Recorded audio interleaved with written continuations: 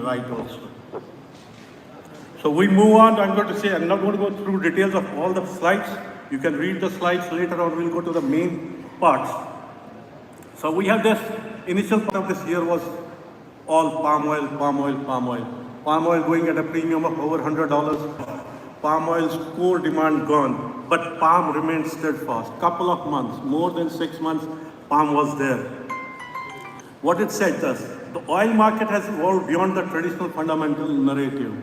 When I started my career in India, I remember my boss those days, he would look outside the window and see, and he would say, बादल आ गए, बेच दो. बादल में delay हो गया, खरीद लो. बादल पानी बरस रहा है, बेच दो.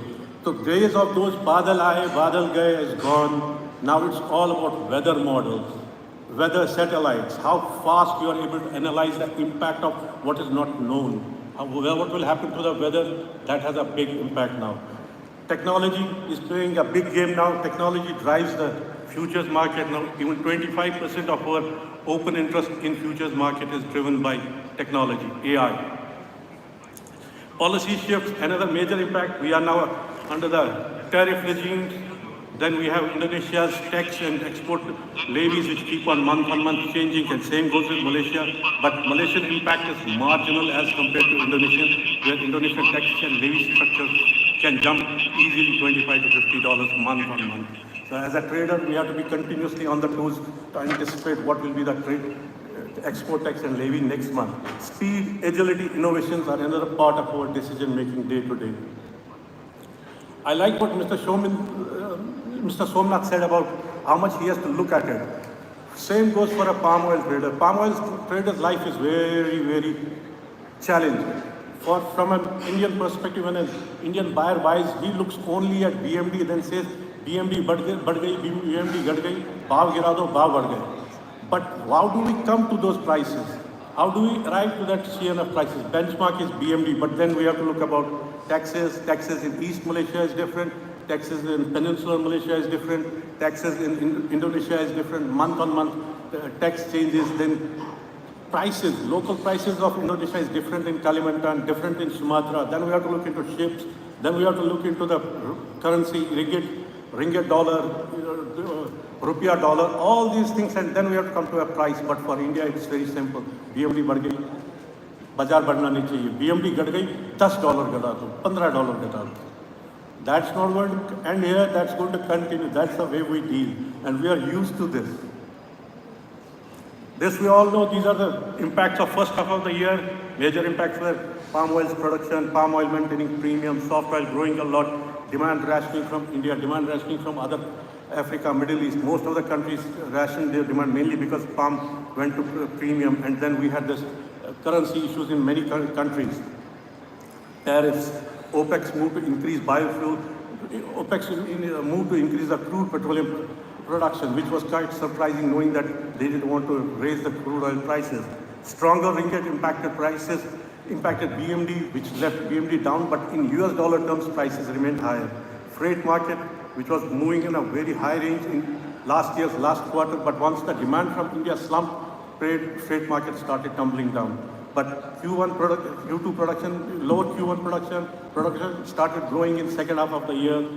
And in June, July, when Indonesia had stocks, Malaysia had stocks, India came back. Palm oil maintained $100 discount against soybean oil, and that got India completely back into the palm oil market. And we saw 800 to 900,000 tons of shipments every month.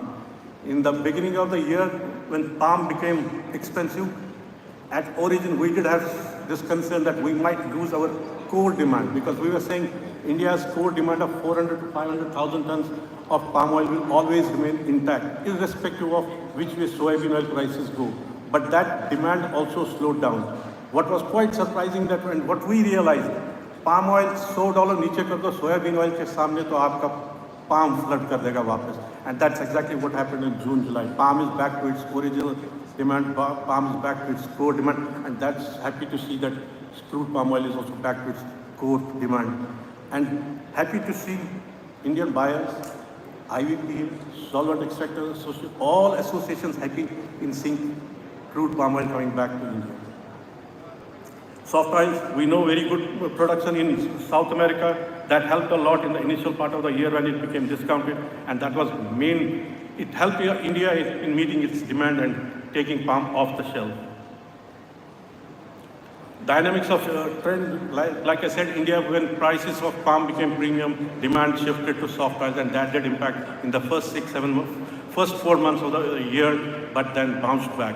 Same was with China. China's demand, if you see, is dropping in the refined olein, and we are this year in 2024 only 3.7 million tons in the demand side. So China is going down in refined oil, but India is still coming back and maintaining its core demand.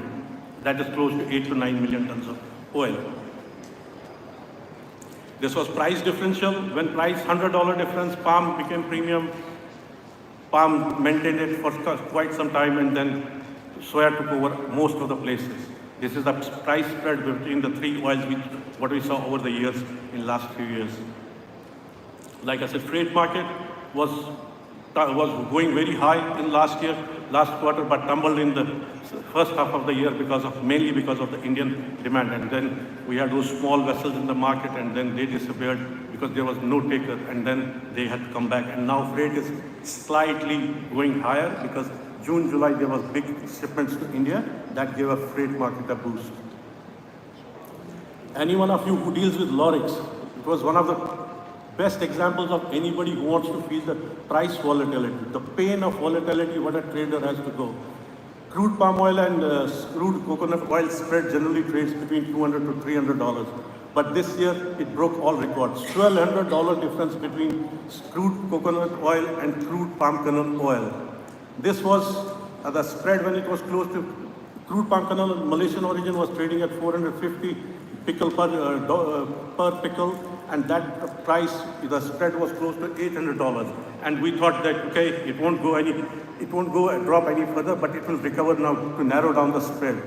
Copra in Philippines was short supply, and that holded the copra prices very well. And CPKO, to our everybody's surprise, slumped from 450 per pickle to 350 per pickle. That is close to $400 in a span of just 3 to 4 weeks' time. That's the biggest volatility in the Lorix market we have ever seen. And this $400 drop bounced back within few weeks back to its 450, and which has never happened in the market. So that's a perfect example of holding on to your nerves in a volatile market, risk management, and being better prepared in knowing what is coming. Currency impact, yes. When we see most of the time, BMD, most of our buyers say, why is your prices increasing when BMD is dropping? Simple answer, Malaysian ringgit. Malaysian ringgit doing extremely well.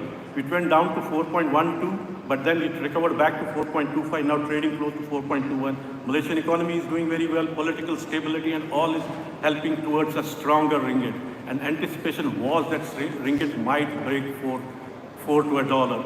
And if it does in coming months, it will have an impact on the futures market, but in terms of dollar prices will increase. And that's what most of the time we confuse here. If BMD is dropping, why is US dollar prices going higher? Remember ringgit, please keep watching ringgit. Indonesia, B35, B40 rollout. Many had doubts about B40. Please don't hold any doubt about B40. B40 is successfully happening. B40 is going very well. There is no issue in B40. In fact, the Indonesian government recently announced that the funds required to subsidize the Indonesian biofuel, they have already recovered it for the full year. So there is no doubt in successful implementation of B40. It's continuing, it will happen, and it is going to be fully fulfilled by end of this year. That will be close to 15 million tons of palm oil going into biofuel.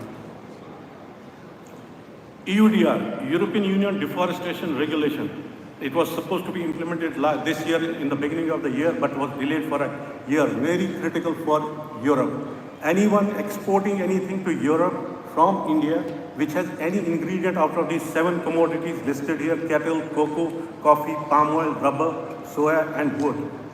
If their product, which goes to Europe, produced in India, has an ingredient which is part of this HS code for oil palm, I'm giving here example of oil palm. If the ingredient for the product that India exports to Europe has oil palm and it falls in this HS code category which has been released by the European Union, the oil has to come from an EUDR certified plantation, EUDR certified source. That is going to be very critical. We are anticipating that they might implement this in the end of this year. The European Union has given a date of 1st January 2026 to implement it. Industry is getting ready, European Union is getting ready, our origin players are getting ready to meet this demand, and this will be completely a game changer in terms of sustainability. The closest definition of EUDR in terms of sustainability is RSPO-SG, but companies and governments are working towards streamlining these requirements to make it more easier to do. Ours was the first company, SD Qatari was the first company, first shipment which was EUDR compliant palm oil shipped in a bulk vessel of 45,000 tons from Papua New Guinea to European Union. And we did do some exports from Malaysia also to the European Union, which was fully EUDR compliant. That was in last year. And we are pioneering in doing EUDR shipments, and we are ready for EUDR shipments to Europe. And if any company in India wants EUDR supply chain, EUDR compliant oil, RSPO certified oil, RSPO SG certified oil, RSPO NB certified oil, Malaysian sustainable palm oil, Indonesian sustainable palm oil. There is one-stop shop, that is SD Qatari. Please remember it anytime. My friends can vouch for here. They are all my customers. So what do we see for next year? B50. Although they are saying that Indonesia will implement B50, if B50 is implemented, it's going to be a real game changer. Another 4 million tons of oil off the shelf goes into refining, and that goes into biodiesel, and it will be a real game changer for next year. And we don't know following year whether they will move to B60 or B70, but B50 looks to be happening. Palm oil growth, don't expect much big bumper jump in palm oil growth. If globally we see palm oil 81 to 82 million tons, out of that 72 million tons is coming from Malaysia, Indonesia, Thailand and Papua New Guinea. The rest of the 10 million tons from Africa and South America. No big growth, 1 million to 1.5, 2 million maximum growth globally. So palm oil is now virtually going to be a stagnant kind of growth over the coming years. No further land expansion, replanting is going on, then we have some bit of labor crisis also going on. So palm, no more big jump in growth, no more 3 million tons, 4 million tons year-on-year growth. With those days are gone. Palm supply chain for this year, expected exports 16.2 million ton, production in Malaysia expected 19.4 million ton, and we expect this year to end at end stocks of 1.8 million ton, still below 2 million ton. And in Indonesia, we are expecting production of 48.9 million tons, out of which exports will be close to 24 million tons, 25.5 million tons goes to local market, and stock of 3 million tons. This is for 2025. 2026, Malaysia, not much improvement. Indonesia might see a bit of a growth in production, close to 1 million ton extra. And then Thailand moderately going to increase from 3.3 to 3.4 million tons. The fractured mandate of trade and politics globally, across every region there are some issues, somewhere something is happening. Tariffs, big impact, global supply chain is going to move out. Indonesia has recently struck a deal with European Union, and we are expecting big jump of Indonesian oil going to European Union. And hopefully Indonesia gets it done with the US also, that we'll see Indonesian flow back to US. Key issues which will be coming next 6 months and next year also is crucial. Forex, ringgit is there, supportive US biofuel industry, fulfillment of B40, heavy rains, seasonal factor, last quarter of the year, floods, rains, everything that has a big impact. Geopolitics escalating, macroeconomics, Chinese buying coming in back. What is major factor? What has changed now? The markets have been divided into two parts post India's duty revision, or what we call it, spread of increasing CPO to olein. CPO, crude palm oil, there are only two countries globally which are big buyers. One is India, another is Europe.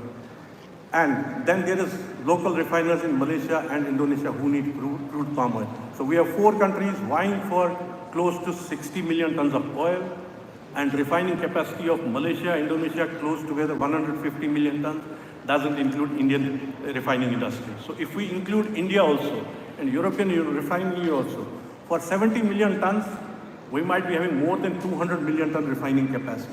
Now this 70 million ton has too much of competition, too much of buying. And this 70 million drives the CPO market. Today, if we say, there used to be time when we were saying China drives the market. China tells the world which way the market will go. No, now futures market is not driven by China. Now it is driven by India. When India will buy, when India will cover, and the way India needs crude palm oil, which is close to 800 to 900,000 tons a month, looks every day they need to buy 30 to 40,000 tons of oil. You miss one day, next day you need 80,000. You miss 2 days, you need 120,000. You miss 1 week, you need a 250,000 ton in just one day. So prices, India will determine. We got back when everybody was looking at a bearish signal saying 4,000 has broken, with 3,700 it went, now it will go to 35, 34, days are gone, India is there. India is a big support to the market because every level you need to buy. And then there is refined olein, completely different world now. Refined olein, completely out of shelf of India, it goes into the rest of the world, global markets. No shortage of suppliers. For every single buyer, there are 15 suppliers, but it is reverse for CPO. For every single buyer, very limited supply. So, refined products, big rush for the buying of crude palm oil to run in our own origins and to supply to this part of the world, and then fight for oil. And the trend, which way the market will go, I say, decision is India's. Indian buying pattern, Indian buying trend will decide where this market will go. Yes, if we are not saying this market will break down and collapse, no, there is no trend, there is no signal of this market dropping sharply. Research houses prior to these changes had come out with their 2026 forecast. Some banks said 3,800, some said highest 4,100. In my own personal calculation, all these numbers, I think, I don't look at these numbers, which will be way higher than what they have predicted. It might jump to a much, much higher level, and those higher levels determined by the people sitting here. Thank you and all the best. Wishing you best of 2025 and 2026. Okay, ladies and gentlemen, Dr. Sathia-Julian-Oilworld-Transgraph is Senior Analyst with Fast Markets Palm Oil Analytics, a Singapore-based publisher of daily palm oil news, price, data, market commentary, serving global commodity markets. He has previously worked for S&P Global Platts, a division of S&P Global based in Singapore. He will put the focus on palm and Lorix 2025, navigating price volatility amid tectonic shifts in global supply, demand, and trade flows. Over to Dr. Sathia-Julian-Oilworld-Transgraph.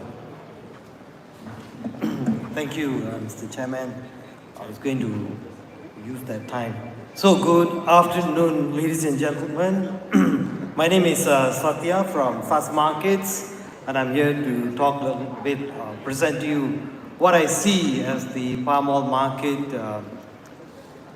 performance in the first few months, and then give some highlights on the Indian market, which is bit of a repeat from what Sandeep has said, and also say a few words on the pricing issues in India, in my view, and then Lorix and summary.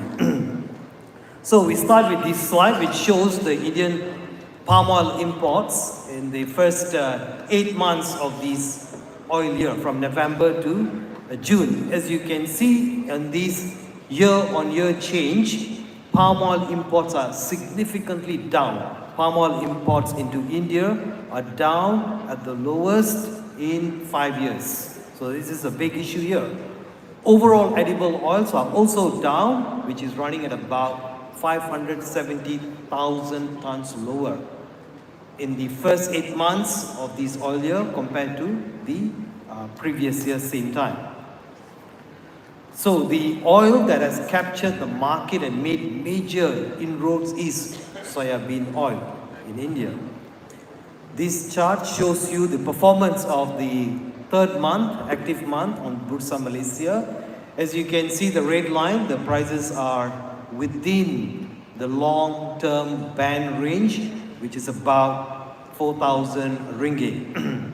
So the question is, where do prices go? And I think prices are going to be somewhat supported. At the moment, prices have been running a little too quickly, reading on the expected demand that's going to come from India. But prices may have to cool a little bit as production picks up in Malaysia. So what's been driving prices in the first 6 months of this year? Mainly been erratic policies coming up from United States, no surprise, but also on strong fundamentals of strong exports from Malaysia. Other issues like the United States biodiesel program, which has caused a lot of uncertainty, has also driven soybean oil prices very high, and that given some support to palm. Seasonal production, we are now going into high production season in Malaysia. Peak production months are August, September and October, and we can expect very good production coming out from Malaysia in July. On the competitive oil, soybean crop in Brazil continue to see record volumes, expected to be about 179 million metric tons in this coming marketing year. So there's not been any stop. Area expansion in Brazil, yield improvement in the United States are bringing more and more soybean crops into the market. So as you well aware, in the 8 months from October to about May, we had a situation where palm prices were at a premium, more expensive than bean oil. But what has this impact been? The impact has been India imports of palm has dropped by about 1.65 million metric tons. So that's about 30% reduction because of prices. But this also suggests that there is an issue with pricing, which I will just show a little bit. So one reason why soybean oil prices has been doing very well is because of increasing crops, higher crushing, more investment in crushing capacity, and this has been supported by rising biodiesel blend mandates in Brazil. And Brazil will now be moving from B14 to B15 in August of this year. So there's a lot of oil that is coming out ready to be used in the biodiesel production in Brazil in particular. Over in the United States, soybean oil use in biofuels is also been increasing year on year, and in the latest USDA projection, soybean oil production, about 50% of that production is expected to go into biodiesel. So this is a big increase. As you can see, the blue bar is the production of soybean oil in United States, and then the yellow bar is the soybean oil used in biodiesel, which is the major feedstock. If you compare this about 8 years ago, this was about 32%. So from 32%, it has increased to 50% and will continue to rise more as more crushing capacity, credits are offered to the blenders. So here is the situation when it comes to pricing. So when we look at CPO futures on CME and CPO cash market in India, when we look at the correlation is very high. So this is a stable hedge. If you look at 3 year, I'm just looking at 3-year data time series, 86% is very good. However, there is also a massive breakdown just after November 2024. So when we look at the difference between futures price and cash price, this is what we call the basis volatility. And basis volatility is just one method of evaluating the basis risk. This means that in that period, 2020, November 2024, up to even now, there is a massive breakdown in the correlation. So from long time series, 86%, now it's down to 46%. And this is an indication that there is different fundamentals underpinning the two markets, which should not be a surprise And one big difference in the differing risk profile is the United States, where soybean oil is increasingly used in biodiesel, given the Environmental Protection Agency, EPA, which has proposed higher renewable targets, but reduced the RINs for foreign feedstocks and products that is made using foreign feedstocks. So as a result, domestic soybean oil has created a very good support to the American bean oil market. So this is a disconnected fundamentals between American soybean oil and the cash market. In particular, in this case, I'm showing you the correlation between the Indian CPO, CFR West, and the CME. So the same thing with soybean oil. So you have soybean oil CME and soybean oil India. And we look at the correlation, there's hardly any correlation in these same 3 years. It's in fact zero. But if you look at the same time that I showed you for CPO in this same period, November 2024 to about June 2025, the correlation is very, very little, right? Very small. So long time series, no correlation. Short time series, there is some correlation. So there is a reflection that these correlations are very erratic, they are not stable, they are not predictable, which means there are very different risk profiles between the two markets. So the suggestion is that there is a need, in my view, in my humble view, there is a need for regionalized tools that is specific to the Indian price risk and signal. And this will offer an opportunity both for the financial and the cash market participants. It increases the effectiveness of the hedge for Indian CPO and soybean oil price risk, because there is none at the moment.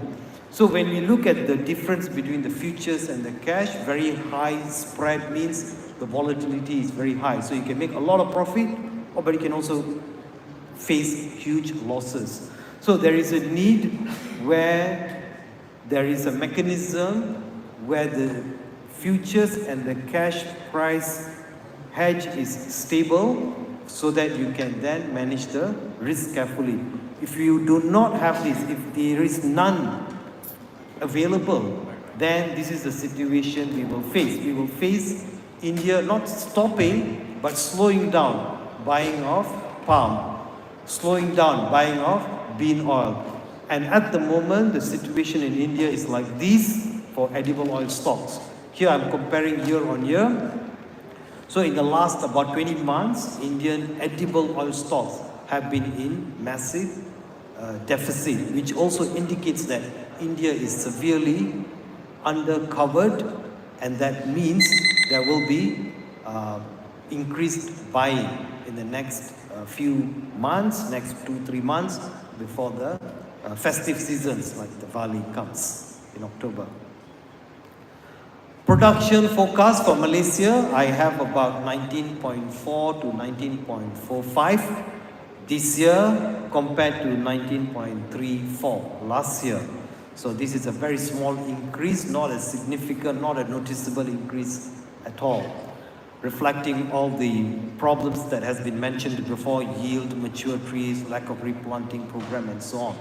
But the forecast that we think Malaysia is able to meet is about 19.45 million metric tons. Over in Indonesia, production is expected to improve significantly by an addition of 1.5 to 2 million metric tons this year. So that's about 4.2% growth. Indonesian production is likely to propel global production rise. So additional production will not come from other countries, but mainly from Indonesia. Okay, on Laurit's side, Sandeep has just spoken about this. So the question is is this premium of coconut oil at $1,000, $1,200 sustainable? So in my view, I don't not think this is sustainable. This is very unusual, and it's there. The premium has been rising very sharply because of shortage of copra production in the Philippines, but also increased buying from the oleochemical players in the EU because coconut is not one of the 7 items listed in the EUDR. As a result of this forward buying, sellers are very optimistic that buyers will turn up, but that's not been the case, what we see. So this premium has to cool down, and this premium will cool down by coconut oil prices coming down gradually. On the other hand, CPKO prices will be under pressure because of rising production coming up from Malaysia. So in conclusion, just to put everything together, policies and production, as I mentioned, were the 2 main things that's been driving palm prices. In the first 6 months of this year, palm exports to the United States, despite all the tariffs, 24% for Malaysia, 19% negotiated for Indonesia. Malaysian exports to the US have been higher in the first half, but this could change in the second half as Indonesia tariff rate is lower at 19%, captures the American market. Malaysian production to remain stagnant. Global production is expected to recover to 83.72 million metric tons, and this is mainly from the growth coming from Indonesia. Palm can no way compete with the rising soybean oil planted area, particularly from Brazil, where area expansion has happened by about 5 to 5 million hectares in the last 5 years. And Malaysia whole production area, planted area for palm is only 5.6 million hectares. So there's no way palm can compete with the expanding soybean production area. However, rising domestic consumption of soybeans in the US and Brazil in the biodiesel market will squeeze supplies and help palm prices to remain competitive. So they may not just be producing and leading up to increased stocks, but domestic consumptions in Brazil and US will help keep palm prices competitive. Palm exports demand to India is expected to recover very strongly in the second half, but as I said, there seems to be a need for a regionalized pricing mechanism where regionalized pricing that is transparent, efficient, and embedded in the local fundamentals. On Lorix, as I mentioned, coconut premium to PKO is not sustainable. Either demand has to slow down for coconut oil or prices have to just cool down. Finally, palm prices on CPO futures is expected to be sustained from seasonal demand. That's really been happening before. We know seasonal demand is coming, so market is not going to wait. So that's why prices have gone up very quickly, but will have to come lower because of better production months. And that's in August, September, and October. Thank you for your attention. Thank you very much to Dr. Sathya-Varka.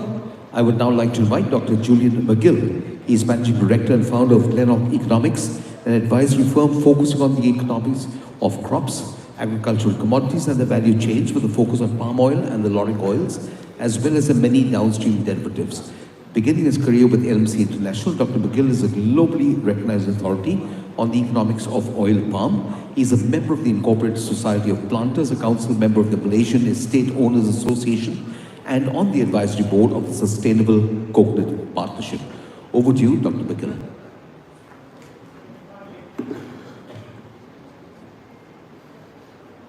Is this moving forward? There we go.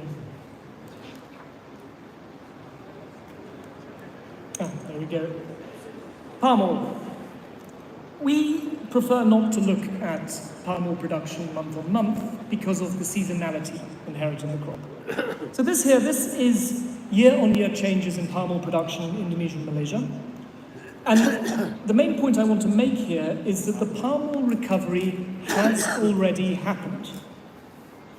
2023 had droughts. 2024, Indonesian production was hit due to those droughts.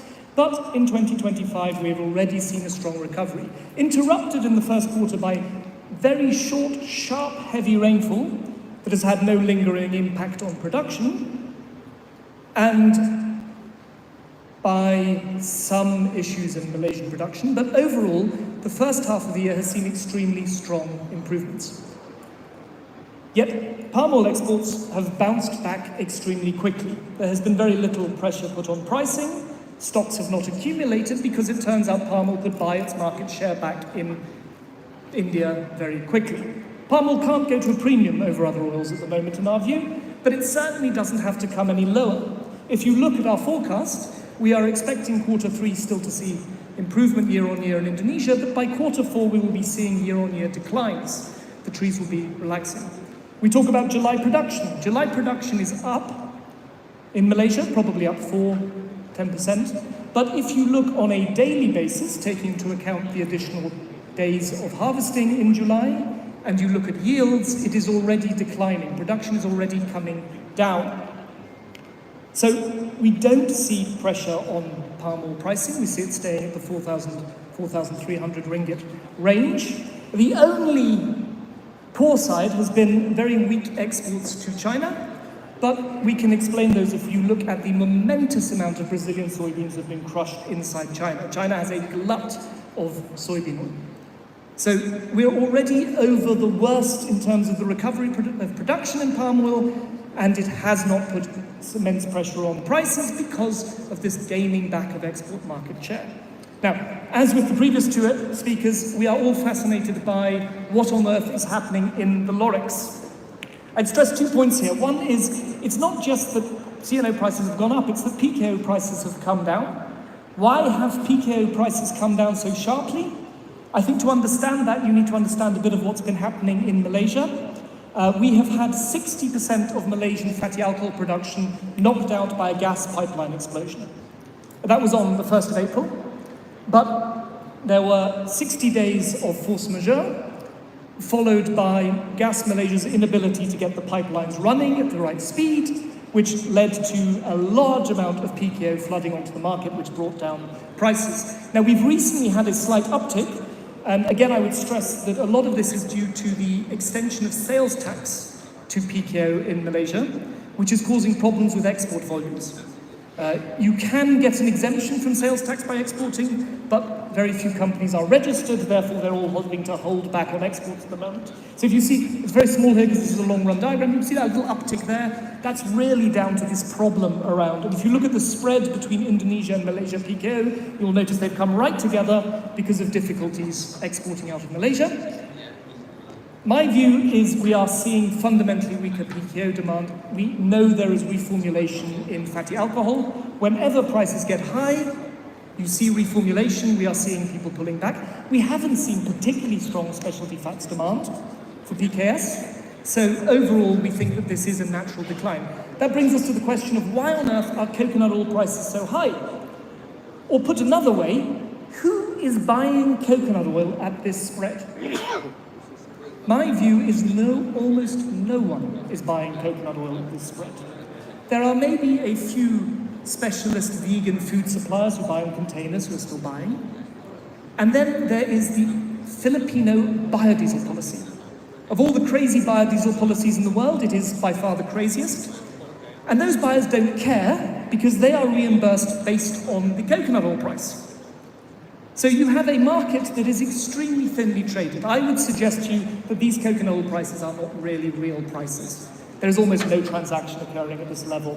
And my expectation would be that once we see copra coming back, we will see prices come down very sharply because no mill is going to sit on coconut oil at these prices. It's far too dangerous. So we're going to see prices come right down. Now, another factor. So, good demand, palm oil recovery over, but really what's been pushing up prices in our view is that the funds have returned and they've turned bullish on vegetable oils. They pick and choose, and they come in occasionally. Here you have, on the left, Dalian, the foreign net fund position and the DCE olein price. On the right, the soybean oil price and the positions at CME. Nelson was here yesterday. And you can see that in both cases, inflows of the managed money of the major funds has been helping to push up prices. Why have they turned bullish? Well, they've turned bullish for one reason only, which is biofuels. 4 months ago, we were all convinced that biodiesel was on its way out. Now we're all convinced it's never going to end. The party will continue. B50's on its way. The US biodiesel mandate's shooting up. I would suggest some caution on all of this. The details in these policies are not yet clear. The funds view this as a good excuse to push up the market, but we're just one announcement away from a correction. Why is that? Well, because we don't really know how the EPA proposal, which by the way is still under negotiations, will be implemented. Here's what we know so far. 45Z, the producer's credit, has passed through Trump's ridiculously named Big Beautiful Bill. And as part of that, we know ILUC measures are out. So this is favourable to soybean oil and other crops. And only Canadian and Mexican imports qualify. But of course, what those import duties will be all depends on what Donald Trump decides next. The EPA proposal is still under discussion. But here's the key in the proposal. The proposal changes the RINs, changes the measure of biodiesel from gallons to RINs, which is very helpful in calculations. And it says, here we're going for 7.12 billion RINs. A number, by the way, that is higher than even the most optimistic US farmers expected. But in part of it, they have said, if you import feedstocks, you get only half of the RIN value. So that means that ultimately the volume will depend on the feedstock share between imported and domestic. As you can see here, our calculations, if you have only 10% foreign feedstock, the total will only be 15.6 million tons of feedstocks. The EPA is assuming somewhere around 40% if you work backwards. So that would be 18.5. But, in other words, if you get a limited amount of foreign feedstocks, because soybean oil gets diverted in vast volumes, the actual mandate will be much smaller than expected. So, expect more policy risk. And we haven't even talked about special refinery exemptions that are still looming on the horizon. So we're just some tweaks away from prices possibly correcting. Key to all of this, as I mentioned, is the element around imports. This here is US use of vegetable oil, the split between food and non-food. Here's the reality. The US would be self-sufficient if it didn't have biodiesel. But because the US has biodiesel, it requires imports. 45Z is telling the market, switch to using your soybean oil in your own biodiesel. That's what the EPA mandate is as well. But the more soybean oil gets diverted into the US biodiesel, the more they need to import for food use. Now, of course, the imports will depend on the eventual import duties. So it's complicated, but it's by no means assured that there will necessarily be that big an increase in the biodiesel mandate. What is assured is that the US will become a market in which it has extremely high soybean oil prices. If you calculate the differential, you can get to about a $300 premium for US soybean oil, which will incentivize imports. What we don't know is what will be the import duties. At present, it's a 19% import duty if you're taking soybean oil into the US, but will that be in addition to the current import duties that are being discussed by Trump, or will it be separate to it? We just don't know. But we know the US will have extremely high vegetable oil prices. We just don't know what that will do to the rest of the world's balance. The other interesting factor here, by doing all of this, the US is saying we're not interested in waste. We're removing ILUC, we're incentivizing local crops, and we're not interested in waste. The EU hasn't actually made any decisions on that yet. They're also discussing around, is this UCO fake, is it real, what's going to happen with UCO? But a point will come at which the EU needs to do something about this, because you're getting more and more publicity. I still have 2 minutes. Monitor that as well. At some point, the EU will have to make a decision on this. And what will that do to flows of palm oil, UCO, and the rest? So, plenty to think about. Thank you very much for your kind attention.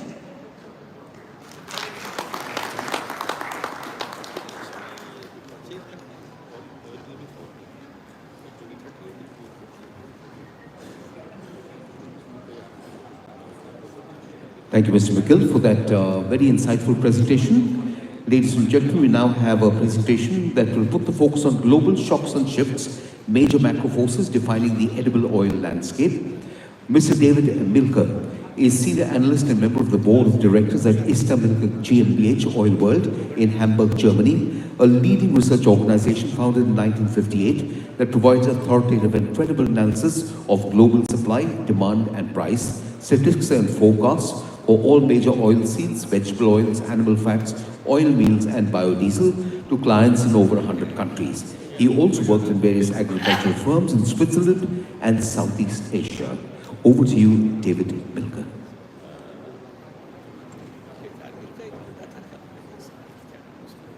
Good morning, ladies and gentlemen. It's a pleasure to be here today to talk to you about the global market. I got the topic today to discuss macro forces that define or redefine the edible oil landscape in India. I have good and bad news. Bad news is that this will take some time to explain how the global market affects you. The good news is I'm only flying out at 2 a.m., so I think we should manage in the afternoon to discuss after the presentation. Kidding aside, let's start. In the end of the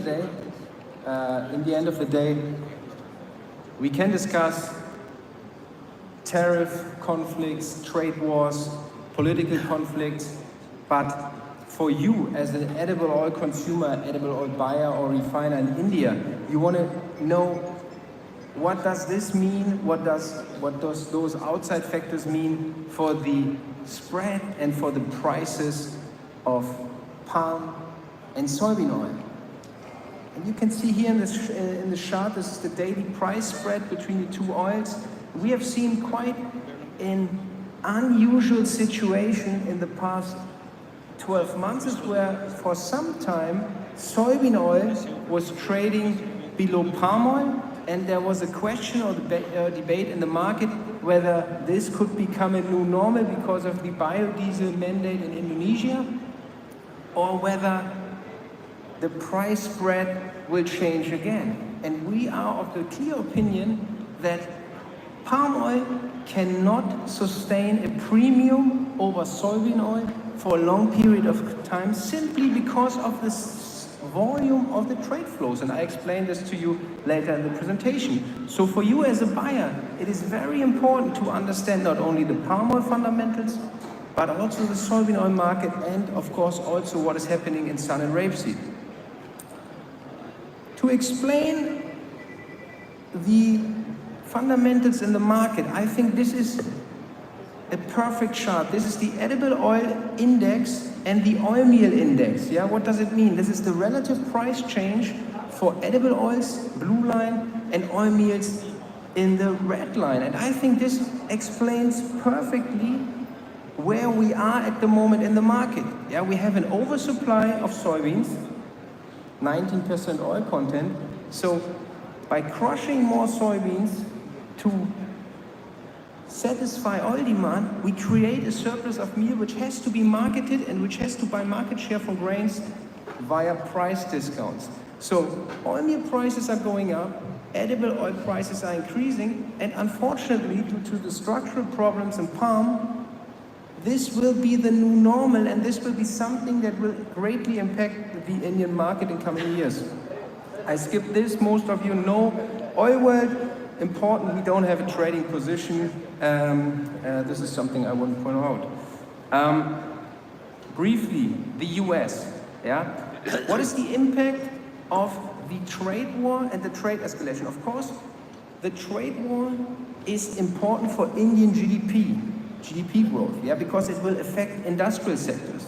Yeah, I will not get into this today, but on the agricultural trade flows, I think the impact will be rather limited for the Indian market, yeah, because you are not importing large volumes of US soybeans, and I might be wrong, but I would take most bets that there will not be a lot of US soybean oil flowing into India in the next 12 months. So what we have seen in the last 6 is not going to continue, unfortunately, because of the diverging price trends. Yeah. So for us, the real loser of the current trade war is the US farmer, with soybean stocks likely reaching 14 to 15 million tons in the end of next season. But let's get back to India, and this is my real concern. If you look at this slide, this is the Indian, the blue bars. This is the Indian per capita consumption rising, yeah, growing middle class, growing GDP growth. Indian consumption per person is increasing. At the same time, population is growing, and if we trust the UN projections, we will probably see a further increase in population approaching 1.6 billion people in the next 10 years. Why is that a problem? Because we have more people that on average eat more. Yeah? And it's a problem because at the moment more than 60% of Indian vegetable oil consumption is imported. Yeah? Why is that a problem? Because this high import dependency exposes you as the Indian consumer to price shocks and price volatility on the world market. Let's get back to the first statement on palm and the price premium. If you look here, this is the world exports of palm oil in blue line. Sometimes it's forgotten that the combined export volume of soybean, rape and sun oil is still much smaller than palm oil. Why is that important to understand? Because if you look at the volumes, the trade volumes, there's no way that palm oil can be at a premium over soybean oil for a long period of time, because the market will do its job, as we have seen in the last 6 months, is an apparent short-term oversupply of soybean oil due to the situation in the US biodiesel market, soybean oil prices falling below palm oil, Indian buyers, other sensitive, price-sensitive markets buying soybean oil, and then the surplus disappears rather quickly, and we see a readjustment of the price spreads. I don't want to go into too much detail. We have discussed palm oil in the last 3 presentations. Yeah? Important here, if we jump back to the slide here, yeah? This suggests a big further increase in Indian import demand of vegetable oil, unless there's something of a miracle change in the efficiency of the Indian agricultural sector, which is probably unlikely to happen in the next 5 years. Then this is a big problem, because we have a structural problem in palm. Yeah? Palm oil production may only increase by 1.4 million tons on average in the 10 years to 2030. This is less than half of what we have seen in the previous 10 years. So on average, palm oil production growth is slowing, which will raise the dependency on oilseeds to satisfy oil demand. Yeah, this is nothing new. We already know this today because the increase in the mature area, red line, is slowing dramatically, which means we already know, given the time lags also from plantings until actual production, that the needed palm oil production recovery will not happen in the next 5 years. Briefly here, I have 4 more minutes. The oilseed outlook, I also mentioned this. We have an oversupply of soybeans. Yeah? Soybean production likely to reach a record if South American weather cooperates of more than 420 million tons this season, 26 million tons about last season. Sorry, this is for this year. And for next year, we expect a further uptrend, and a further uptrend in soybean stocks worldwide. So on paper, yeah, we have enough vegetable oil, The problem for you as an Indian consumer, it's unfortunately in the form of soybeans. Yeah? So we have to find a way to generate enough meal demand in order to maximize soybean crushings worldwide. I don't go into too much detail here. We are running out of time. This slide here, a key one. This is the year-on-year change in world crushings of 10 oilseeds. Blue line soybeans. Last year, soybean crushings increased by more than 22 million tons. Yeah? Driven by the deficit in the vegetable oil market and relative high vegetable oil prices and a rising oil share. At the same time, last season, combined crushings of the other oilseeds declined sharply, yeah? Which we can explain. Yeah? It was mainly in sunflower, you all know this, and this year we all expect a big increase in sunseed production. This is not harvested yet, yeah? So we have to be careful, but it's likely that we increase world sunseed production by 4 to 5 million tons. Yeah? So maybe 4.5 million tons more sunflower oil, sunseed crushings and thereby sunflower oil production, but don't expect or don't wait too long for a price setback in sunflower oil prices, because we have a slowdown or a decline in world exports of soybean oil and of sunflower oil. Of rapeseed oil. We can skip this year. Of course, the result of the big increase, I mentioned this in the beginning,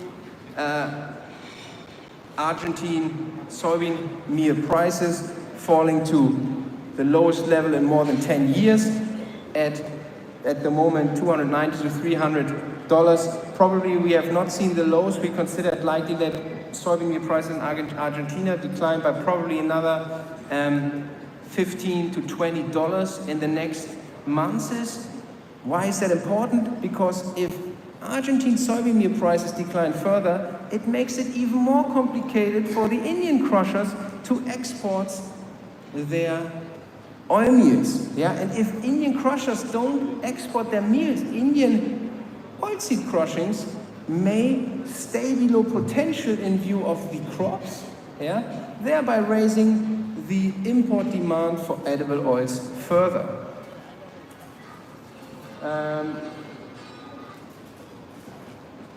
I mentioned this, sunflower oil, briefly. Yeah? We expect an increase in sunflower production, yes. Yeah?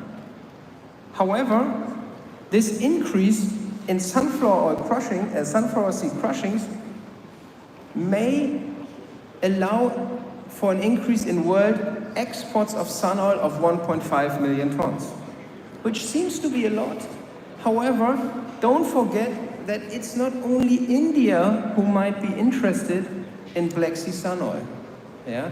We have seen a reduction of stocks in the major importing countries in the past 12 months. So what does this imply? Pent-up demand. And the problem with pent-up demand is if too many people wait for the first new crop sunflower oil cargo, it limits the downside potential for prices, because every time the price declines, there might be 3 or 4 buyers that will be interested in taking coverage.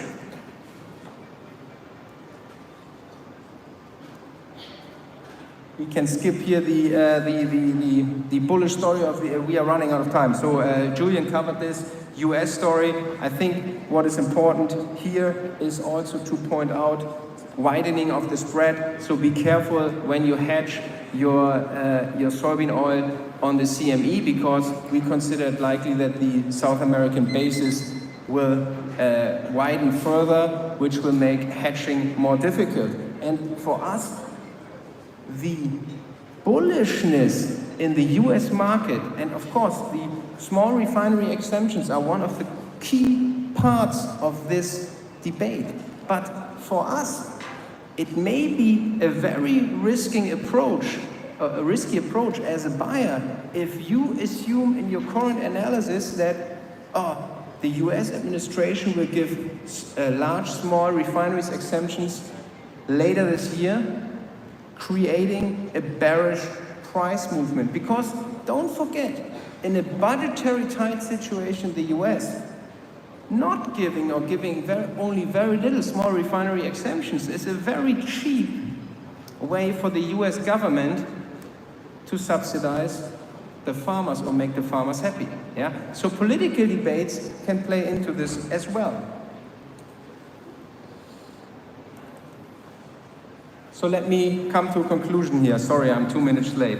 For us, production of vegetable oils will be subject to certain limits next season. Yeah? Certain limits. What do we mean? In India, limits of not being able to export oil meals, keeping crushings below potential. Yeah? In Canada, we may see below potential canola crushings because there is also difficulties finding a home for the Canadian canola meal after China imposed prohibitively high import duties on Canadian canola meal. So maybe also canola meal will not come up to, canola crushings will not come up to the full potential. Yeah?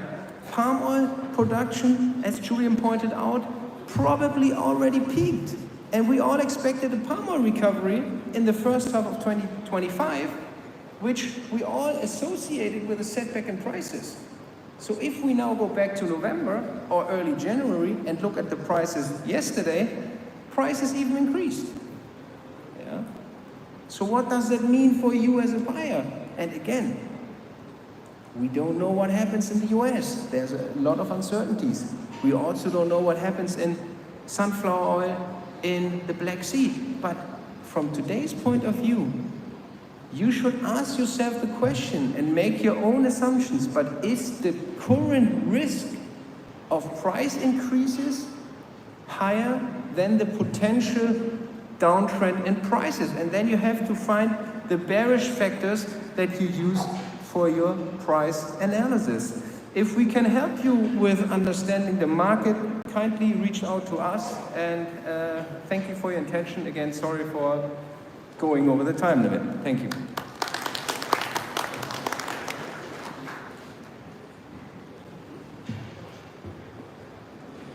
Thank you to Mr. David Milker. That was a wonderful presentation. We will now put the focus on macroeconomics, crude biodiesel impact, analysis on S&D of vegetable oil landscape.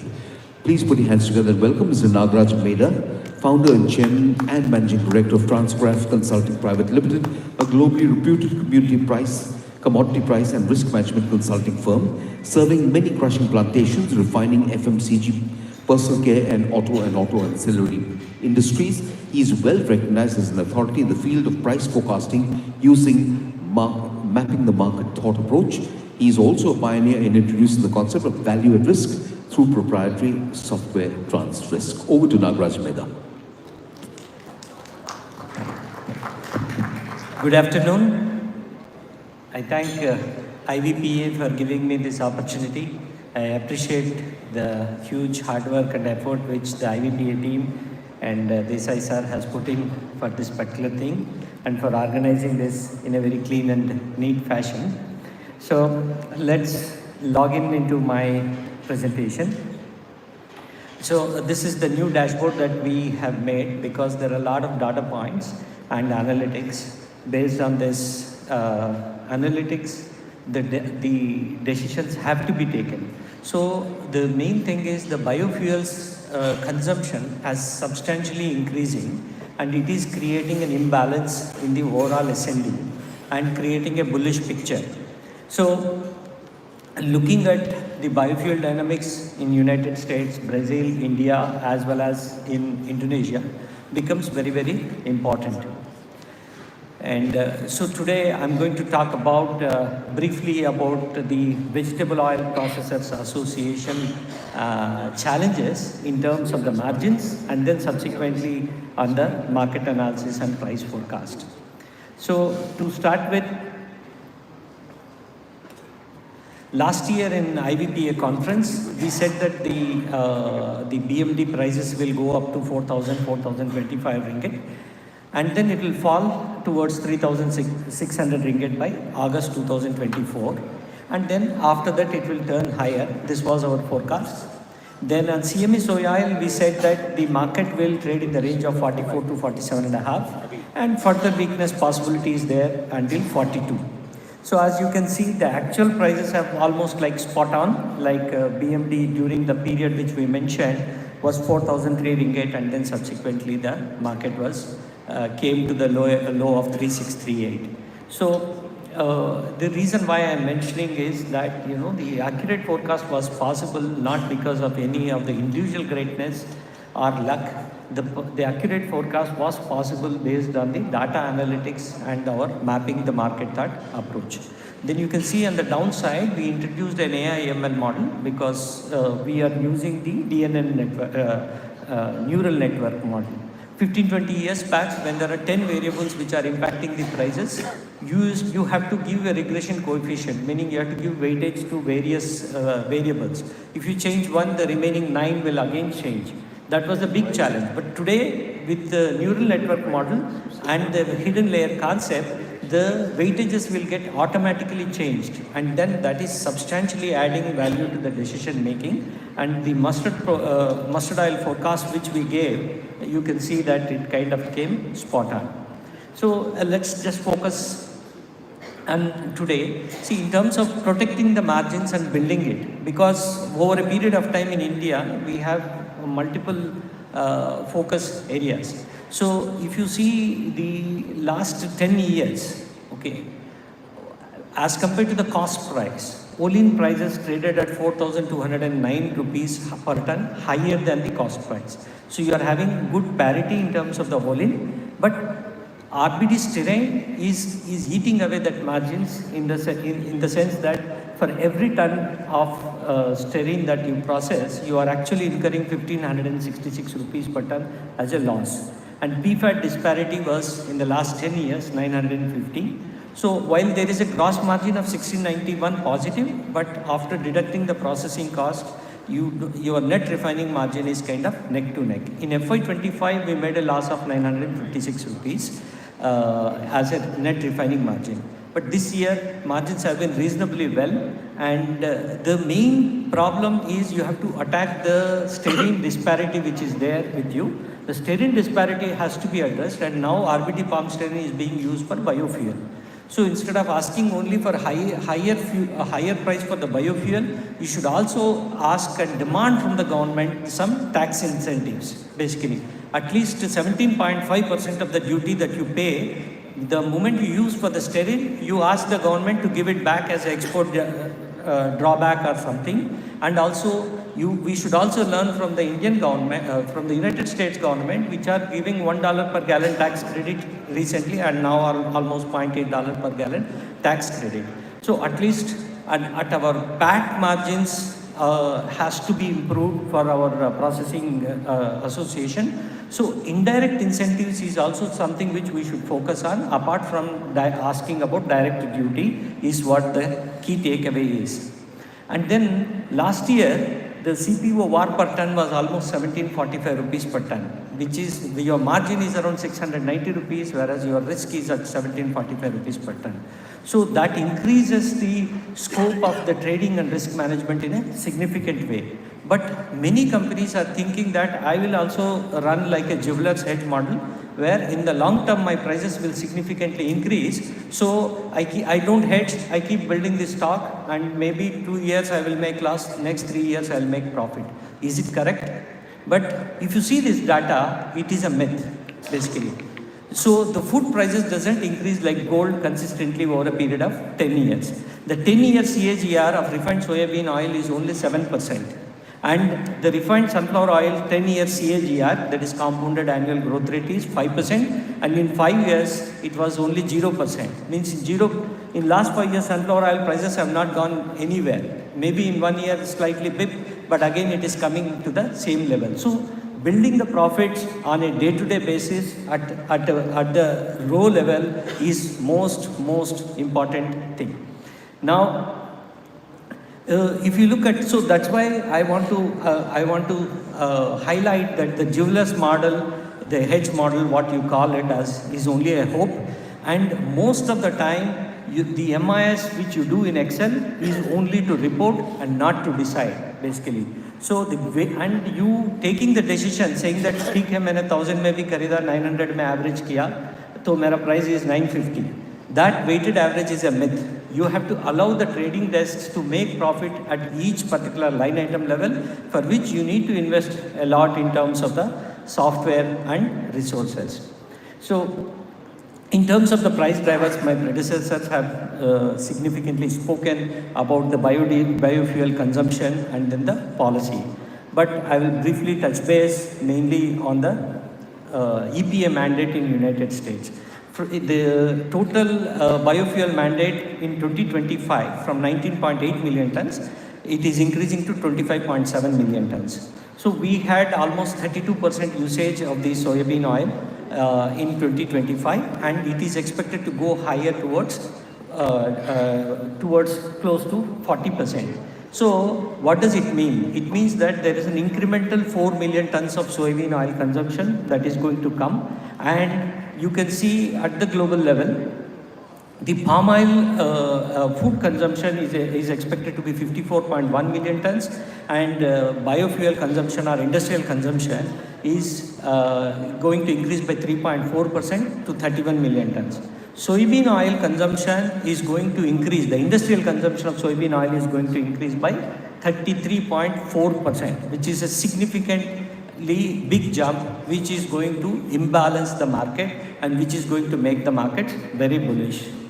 So this 19.2 million tons consumption of the soybean oil is the key takeaway for us, and overall it is like what we call as a KTC, kitchen to combustion. That is what we are going to witness.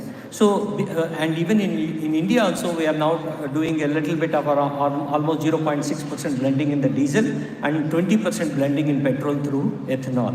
So, as the soybean oil picks up the premium, the levies in Indonesia will continue to increase, and the increase in levy will make the markets bullish for the palm. So what was keeping the Indonesian government subdued was that we were not able to export palm oil. But now, as long as palm oil trades at $50 to $100 discount, you will continue to see that, as the soybean oil picks up, the levies will make the markets very, very bullish. So overall, in terms of the S&D, we don't have any increase in the carryover stocks. We start at if you count palm, soya, sun and rapeseed oil, 4 oils put together, you did not have much of the carry, but palm oil opening stocks were higher by 9%. But at the end of the year 25-26, the palm oil ending stocks will fall by 12%, soya oil stocks will fall by 2%, and you can see the highlight of industrial usage of 36% increase for the soybean oil. And overall, you will see the fall of ending stocks by 8%, and rapeseed oil stocks will fall by 11%. Because of the domestic usage of rapeseed oil between Canada and United States, you will have a deficit of around 1.5 million tons of rapeseed oil supply from which was going from Canada to China, which now it will go to United States. And last year, United States have exported 1 million tons of soybean oil, and that will not be there to the markets. So overall, ex-American markets, you will have a 2.5 million tons of deficiency, of 1.5 from Canada and 1 million from US, which will make the market bullish. And Indian edible oil demand, we are expecting for 25-26 to be 26.62 million tons. And palm oil imports expected to reach 9.38, and soya will slightly fall because of the higher prices in the year we are expecting for the year 25-26. Overall, price outlook wise, we are positive. I think slowly market will build. While for JAS we are well supplied, there could be some corrections that could be coming, but eventually by December 2025, we are expecting the market to go towards 5,000, and CME soya oil will probably touch 65 cents. Argentina FOB $1,300 per ton, and Ukraine FOB 1350 sun oil, and refined oil soy oil Indore will in the next 2 months, 3 months will reach 125 rupees per kg, and mustard will stay firm around 170 rupees per kg. Thank you very much for your time and attention. Thank you very much, Mr. Nagaraj Beda. And ladies and gentlemen, let's put our hands together for all our 5 experts on stage for that wonderful session. I'd like to invite Mr. Eddie Martono, Chairman, Indonesian Palm Oil Council, or GAPKI, to kindly help us felicitate our experts on stage. Ladies and gentlemen, please put your hands together for Mr. Eddie Martono, of Chairman of GAPKI.